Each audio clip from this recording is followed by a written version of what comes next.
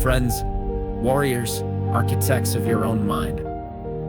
I am gonna say something that sounds harsh, something that our modern world tells us is wrong, but is a truth that, if you understand it, will give you a level of freedom and power you have never known. The message is this: stop being emotional. Now, before you misunderstand, this is not a call to become a robot. This is not a call to be heartless, to deny your pain, or to suppress your joy. To feel is to be human. This is a call to stop being a slave to your feelings. It is a call to end the tyranny of your own impulsive reactions. To be emotional is to let your fleeting feelings sit in the driver's seat of your life, swerving you off course with every passing mood. While your true self, your logic, and your long-term goals are tied up in the trunk. We have all been there. We feel a surge of anger, and we send the text we can never take back. We feel a wave of fear, and we abandon the great idea we had yesterday.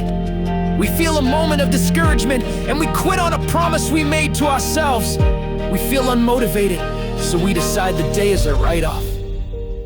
That is the state of being emotional. It is a state of weakness.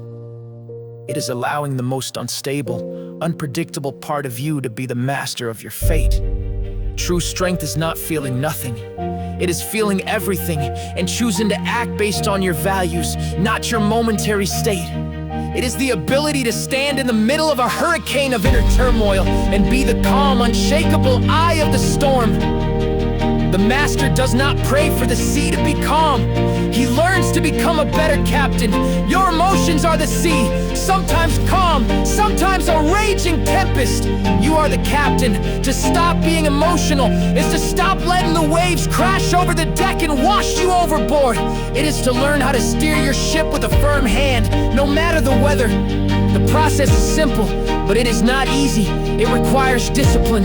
It begins with the pause. When a powerful emotion hits, anger, fear, frustration, your first instinct is to react. You must train yourself to do the opposite. Do nothing, just for a second. Breathe.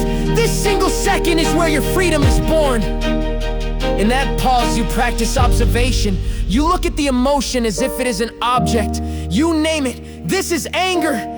This is anxiety. You are not your anger. You are not your anxiety.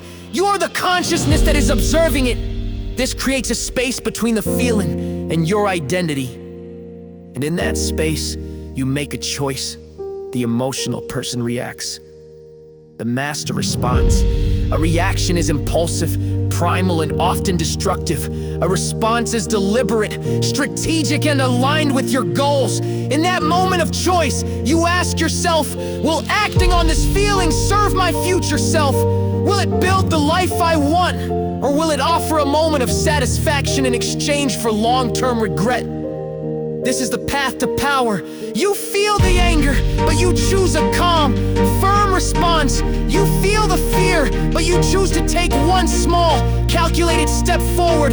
You feel the lack of motivation, but you choose to honor the commitment you made to yourself. When you do this, you are no longer emotional. You are disciplined. You are resilient. You are in control. You become a person who is reliable not just to others, but to yourself. You build an inner citadel that cannot be breached by the chaos of the world or the turmoil within.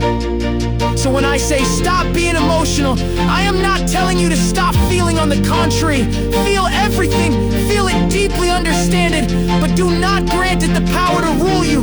Let your principles be your guide, not your passions. Let your commitments be your master, not your moods.